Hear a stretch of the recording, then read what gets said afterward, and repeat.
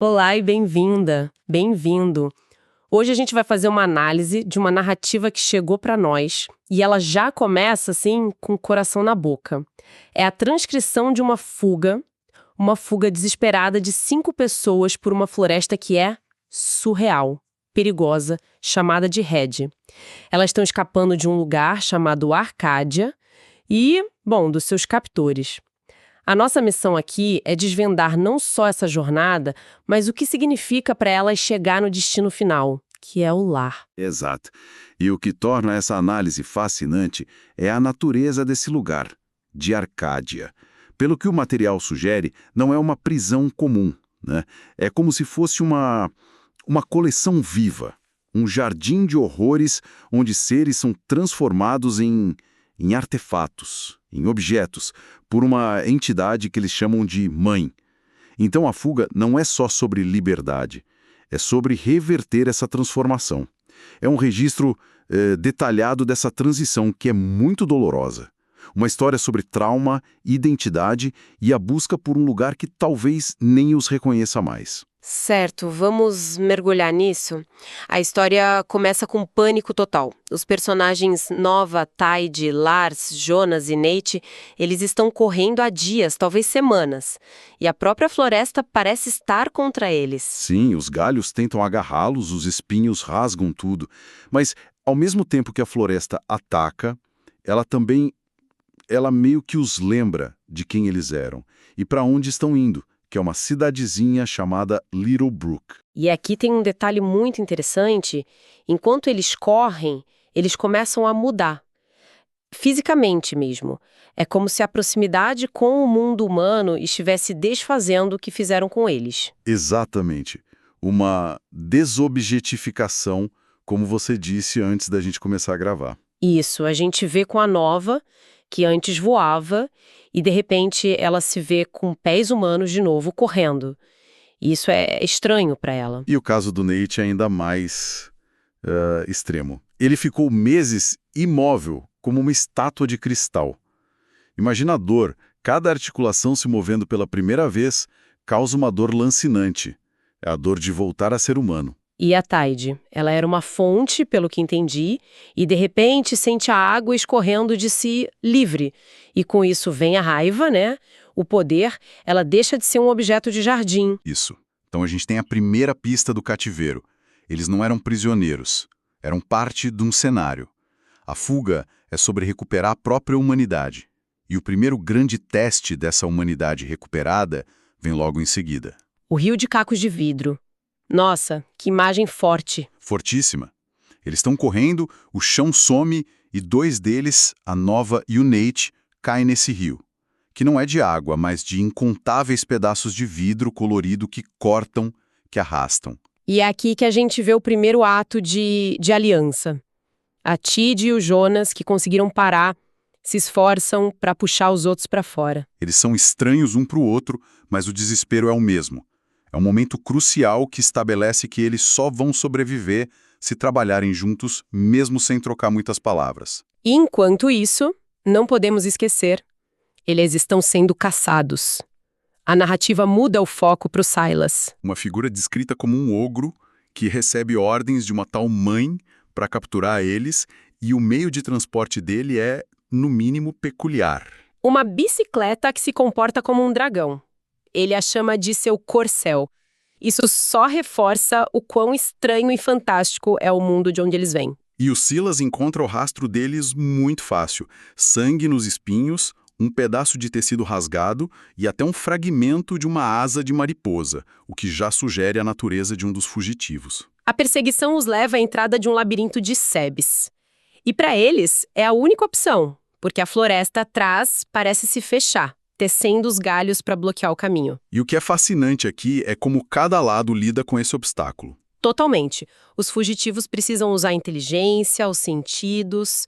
A Nova, a personagem com as asas de mariposa, parece ter uma familiaridade com o labirinto, um sentido de sebes, o texto diz, e ela os guia. É um processo de navegação cuidadosa.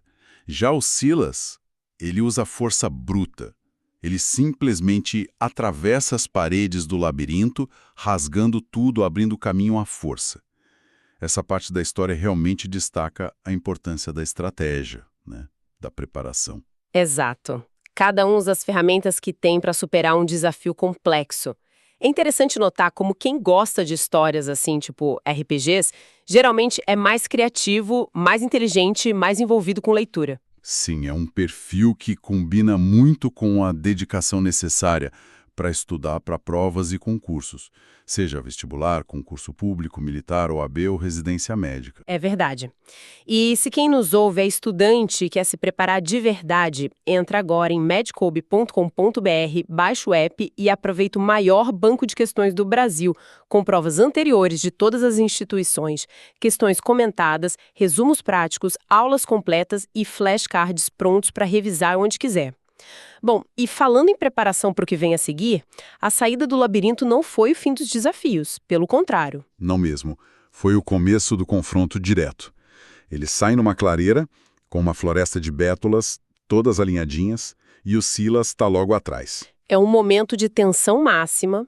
A Titi, a personagem da água, cria uma armadilha, congela o chão para ficar escorregadio e depois invoca uma espada feita de gelo. Ela está pronta para lutar. Mas o que acontece a seguir é inesperado. O Silas, o ogro perseguidor, tem um momento de hesitação. Exato. Ao ver a raiva e a determinação da Tid, que grita que é uma escrava e não quer voltar, ele parece questionar as próprias ordens. Ele não ataca. Em vez disso, ele pergunta: "Para onde você irá?" Essa reviravolta humaniza o vilão. Mas o corcel dele, o dragão bicicleta, não compartilha dessa hesitação. Ele mergulha do céu para atacar o grupo agindo por conta própria. Isso força uma aliança ainda mais estranha. É incrível como a dinâmica pode mudar tão rápido.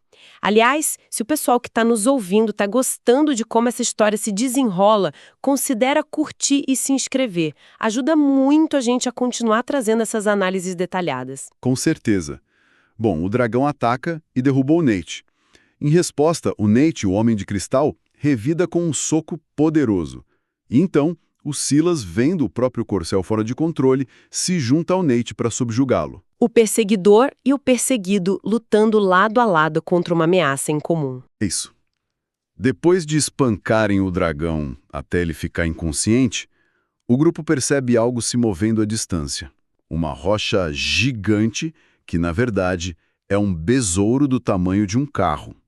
E numa decisão que só faz sentido nesse universo, eles decidem subir nele para continuar a fuga. É mais um elemento surreal, mas que serve a um propósito. Sim, montados no besouro, eles encontram uma clareira com um antigo posto de caça numa árvore. E o lugar desperta memórias fragmentadas. O Lars encontra uma bússola velha, enferrujada, que aponta o caminho. E ele confirma a direção com um ritual, né? Usando terra e saliva que cria uma seta na palma da mão dele, eles estão perto. Muito perto. O portão para o mundo humano é descrito como duas bétulas, uma branca e uma negra, que cresceram juntas formando um arco. É um limiar simbólico. Assim que o besouro os deixa na entrada, eles ouvem o rugido do dragão se aproximando de novo e correm através do portão. E a transição é abrupta. Eles saem da escuridão do túnel para uma estrada de asfalto sob a luz de um poste. O ar está frio, eles podem ver a própria respiração. E atrás deles, o portão agora parece só uma velha ponte de madeira coberta. Eles conseguiram. Estão de volta a Little Brook. Mas o alívio dura pouco. Muito pouco. O sentimento de estranheza toma conta. Eles veem um restaurante, mas o nome está errado. Jonas se lembra que era Louise, mas a placa de neon diz Jones. As memórias começam a voltar, mas com lacunas enormes. Aniversários que lhes lembram, mas funerais, casamentos, desapareceram. É a angústia do retorno. Você volta para casa, mas não é a sua casa. O tempo passou de uma forma que eles não conseguem compreender. E então vem a revelação mais pessoal e mais impactante. A Tide, a personagem da espada de gelo, reconhece a voz de Jonas. Ela percebe que ele é o irmão dela. A pessoa que ela foi procurar na floresta e que a levou a ser capturada em primeiro lugar. É um reencontro carregado de emoção, de confusão, de tudo. Enquanto isso acontece, o dragão emerge da ponte, ruge uma última vez e voa para as montanhas, desaparecendo. E o Silas, o ogro, agora está com eles aparentemente tendo abandonado a missão. E o clímax da cena é um carro de aparência futurista que passa por eles. E ilumina uma placa da cidade que eles nunca viram antes. Bem-vindo a Little Brook, lar dos Blackbirds. E é aí que a narrativa termina. Eles estão livres, estão em casa, mas o lugar é estranhamente diferente e eles carregam as cicatrizes tanto físicas quanto mentais de onde estiveram. Então o que a gente tem aqui é uma jornada completa. Começa com uma fuga física de um mundo de pesadelo e termina com um desafio mental, emocional, de se reconectar com um lar que mudou. Ou talvez eles tenham mudado tanto que não se encaixam mais. Precisamente. Os temas centrais são o trauma e a memória. Eles não apenas escaparam, mas precisam agora lidar com o que perderam. Não só o tempo, mas partes das suas próprias histórias. A verdadeira luta talvez esteja só começando. A luta para reconstruir uma identidade num lugar que é, ao mesmo tempo, familiar e alienígena. Exato. O que nos deixa com um pensamento final para refletir. Se você voltasse para casa, depois de anos de ausência, mas com lacunas da memória, o que seria mais assustador?